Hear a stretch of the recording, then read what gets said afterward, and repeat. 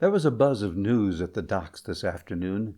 News that Antonio Vivaldi was returning to Venice dominated the reports, at least that which did not apply to imports of valuable goods, and talk arose of his success in Vicenza 2 months past.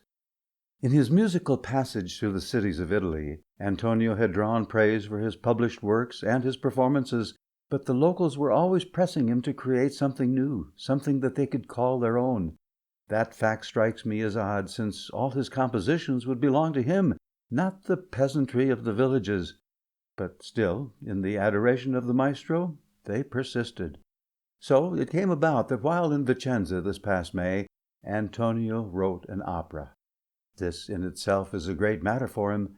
He was not an opera virtuoso, but with each bleat of the citizen sheep, he stretched his genius beyond his last frontier and entered upon a new one.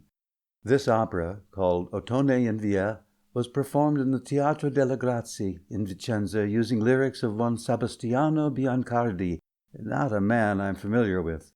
I had seen neither the score nor the libretto, but Venice's fervor for their favorite son was such that the story was retold from mouth to ear across our island and reached my hearing by nightfall. The opera involves a Roman saga and 4 individuals who are caught in a complicated set of romantic relationships. According to the reports I've received, the emperor, on whom the work is named, Ottone, is in love with a woman who is herself in love with 2 men. One of the men turns out to be a woman who is in love with the other man. Of course, love among men and men is common, and women also, so I wasn't scandalized by the story.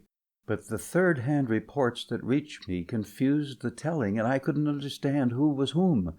Perhaps I'll have a chance to see it myself, if Antonio permits its performance in Venice.